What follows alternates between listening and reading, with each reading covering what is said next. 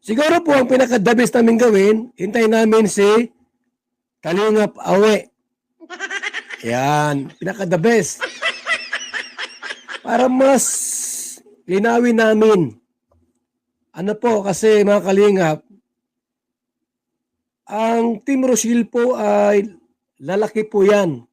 Lalaki po yan. Baka maunahan pa nga po yung Team Kalingap paglaki niyan. Kung ayaw isama yung mga Morales, nasa kanila po yan. Ibig sabihin, bago sila humiwalay po, ayusin po muna natin.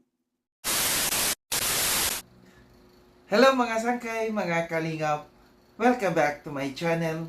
Ito po muli ang inyong sangkay na si Sangkay Loans muling nagbabalik. Kumusta? Kumusta kayong lahat? Sana nasa maayos na kalagayan ang lahat. Mapadito sa Pilipinas or sa mga nasa ibang bansa, dobling ingat tayo, no? So, mega love shoutout sa inyong lahat sa Team Sangkay Original, Team Sangkay Sponsors, Team Kalingap, Kuya Val, at Edna Kalingap Rob. Sa lahat ng aking mga followers, supporters, and subscribers, sa mga lolos, lolas, FWs, and PWDs, mega love shoutout sa inyong lahat, and of course, I love you all. Ayan. Merry Christmas sa lahat, no? Sa aking mga sponsors, kay Tita Bing, ang kanyang YouTube channel ay Horbin TV Vlog, subscribe po natin.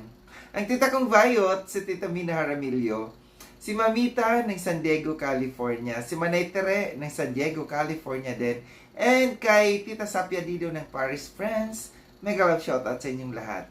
Ngayong araw na ito mga sangkay, gagawa ko ng reaction video. Ito'y patungkol sa live ni Kuya Val nung sa kahapon, no? Patungkol dito sa paghiwalay pa rin, na gustong-gusto talaga ni Kuya Val na humiwalay na itong Rochelle community, ito pag ni Roel, no? Dito sa Team Kalingap.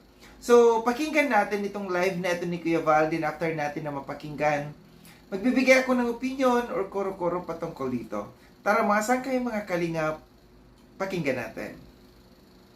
Yan po, mga Kalingap, mga kaibigan, ang mas malinaw na paliwanag po ni Ate Edna tungkol doon, no, sa binanggit natin noong mga nakarang araw, mga Kalingap. Tanong mga kaibigan, tanong ko po sa inyo, sino-sino na po sa mga Kalingap partner ang humiwalay na po? Palagay niyo po. Na sila po ay nagsusunod na ngayon, mayroong sariling community, pero may mga sariling sponsors at mataas ang Diyos po nila. Unang-una po, dating kasama natin si Ka-Business, ngayon ay mayroon na siyang grupo, marami na sila, yung Ka-Business team. Oho. Si Vince TV, nakakalingap, di ba? Si Vince TV po ay mayroon na rin po sariling grupo at talagang hindi tumigil sa pagcha-charity. Si Raymond Agos, di ba? Nagsunod si Raymond Agos, nasa ano na ngayon? Sa Negros at hindi tumigil sa pagcha-charity. Ang barkada ni Gimo, si Edison Butete, di ba? Oh, ganun. Sila nga po na humiwalay sa Kalingap, wala silang talagang malaking community. How much more itong si Roel of Malala, na mayroong malaking komunidad. Ibig sabihin po, kaya niyang tumayo, hawakan, i-manage ang Rochelle community. Para makabuelo sila sa mga plano at programa, yun po ang ibig kong sabihin. Kung sakali po na humiwalay na po sila at gustong ibalik ni Roel yung mga keyword, yung mga reactors, okay. Pwede mo balik kay Roel at Malalag. Para po, mareaksyonan yung kanyang mga ang kanyang talagang ginagawang pagcha-charity at iba pa. Siguro po ang pinaka-the best namin gawin, hintayin namin si Kalingap Awe. Yan, pinaka-the best. Para mas linawin namin. Ano po, kasi mga Kalingap, ang Team Rochelle po ay lalaki po yan. Lalaki po yan. Baka maunahan pa nga po yung Team Kalinga paglaki niyan.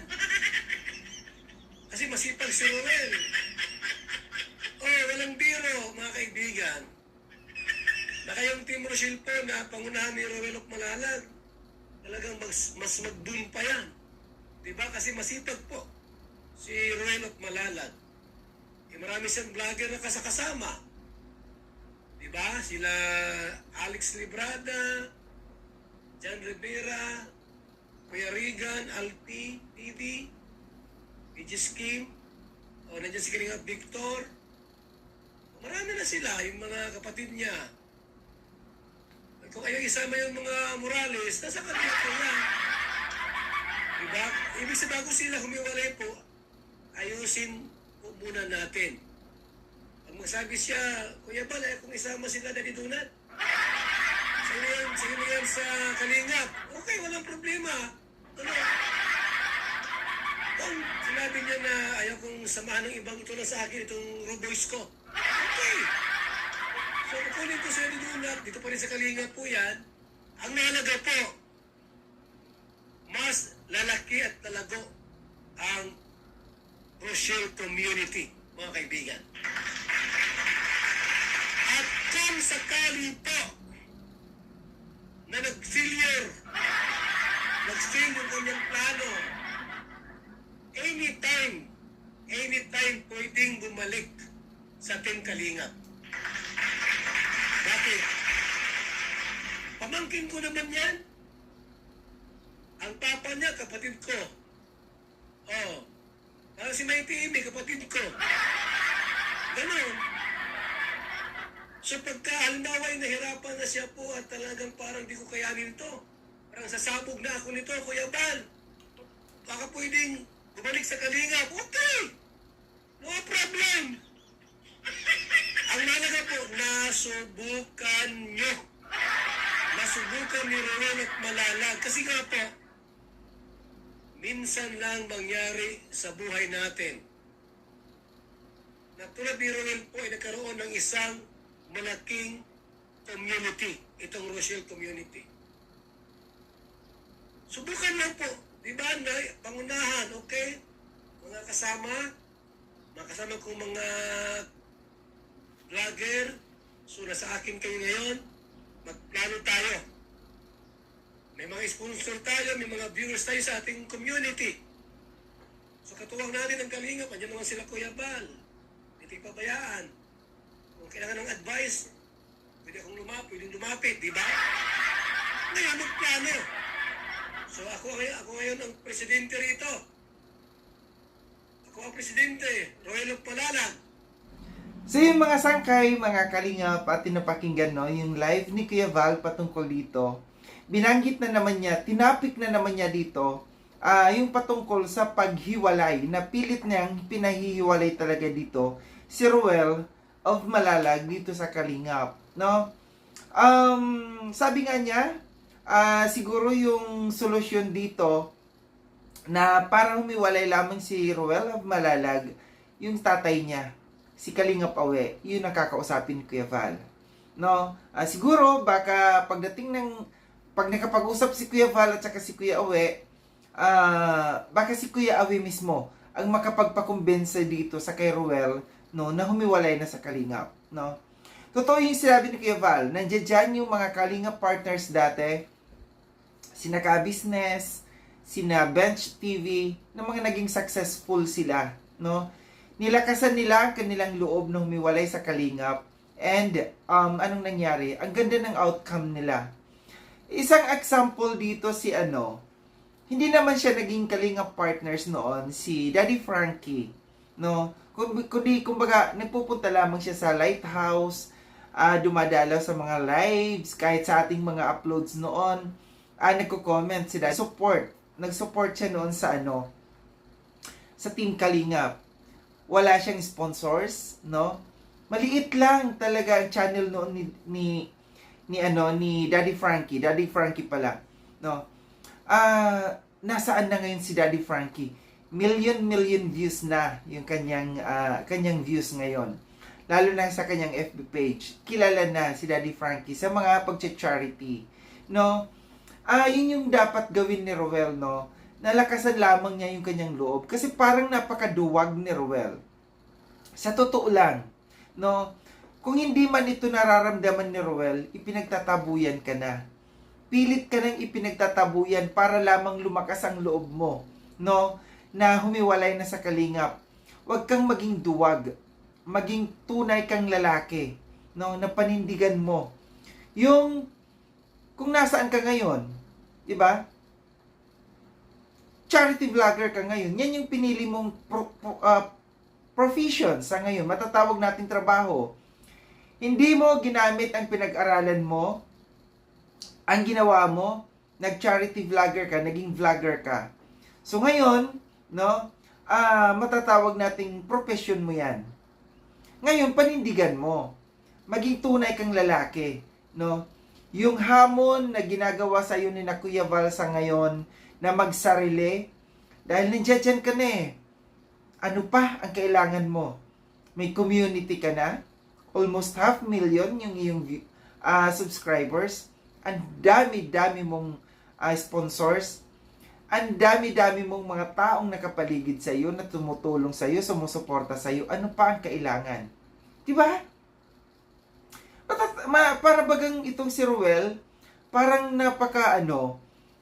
parang tuko, no? Nakapit talaga siya. Kahit yung tuko, pag pilit na hinihila, tinatanggal, pilit mas lalong kumakapit. Dapat hindi ganon, no?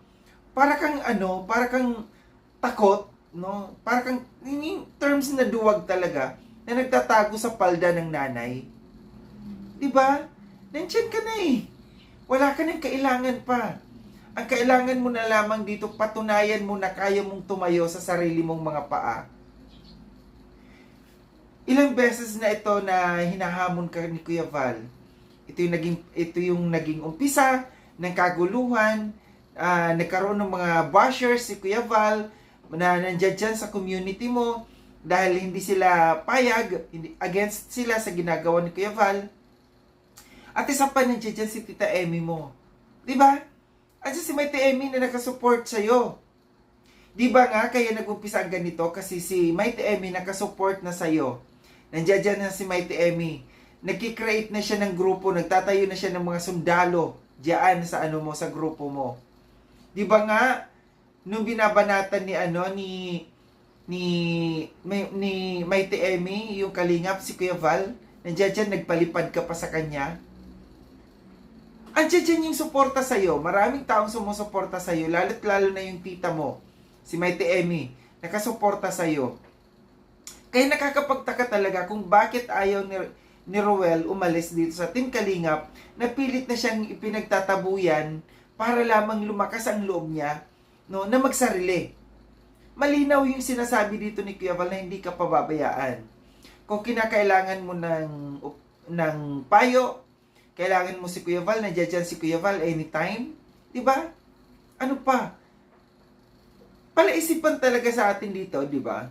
Siguro iniisip ni Roel na pag umalis siya sa Kalingap, mababawasan yung kanyang subscribers. Sasabihin ng mga subscribers, hindi na siya Kalingap, kaya humiwalay na. Ano lang to? Tibay ng loob. Kailangan lamang dito ng tibay ng loob, tatag ng loob, para magawa mo, mapatunayan mo na kayang-kaya mo. So, ito lang yung aking reaction patungkol dito, no, na kahit anong, sana maging okay, no, yung pag-uusap ni Kuya Val at saka ni Kalingap Awe, na para mapahiwalay na talaga ito si Roel. Kasi sinabi ni Roel sa kanyang live na sumusunod siya sa mga payo ng kanyang magulang. Siguro pinayuhan siya ni Kuya Awe na, "Ops, wag kang umalis sa Kalingap. Tumanaw ka ng utang na loob mo sa tito mo. sa kay Kuya Val. Kasi kung hindi kay Kuya Val, hindi ka magiging ganito. Siguro sa pamamagitan ng pag-uusap ni Kuya Val at saka ni Kuya Awe, maliliwanagan ang lahat. May explain ng mabuti ni Kuya Val kay Kuya Awe na hindi para sa sasama ni Ruel yung ginagawa niyang ito, kundi para sa ikabubuti ni Ruel. No? Sana makinig si Ruel sa kanyang tatay kung makapag-desisyon man si Kuya Val at saka si Kuya Awe na talagang pahiwalayin na ito. So muli maraming salamat mga sangkay sa panonood sa aking reaction video na ito. Sa mga hindi pa nakapag-subscribe kay Sangkay Lon, subscribe na po ako. Click yung notification bell para updated kayo sa lahat ng mga videos na aking gagawin. Like and share tong video na ito mga sangkay. Kita-kits tayo ulit sa susunod na video na aking gagawin. Ingat kayo sa ang dako ng mundubang kinaroroon. Paalam na mga sangkay, mga kalingap, paalam.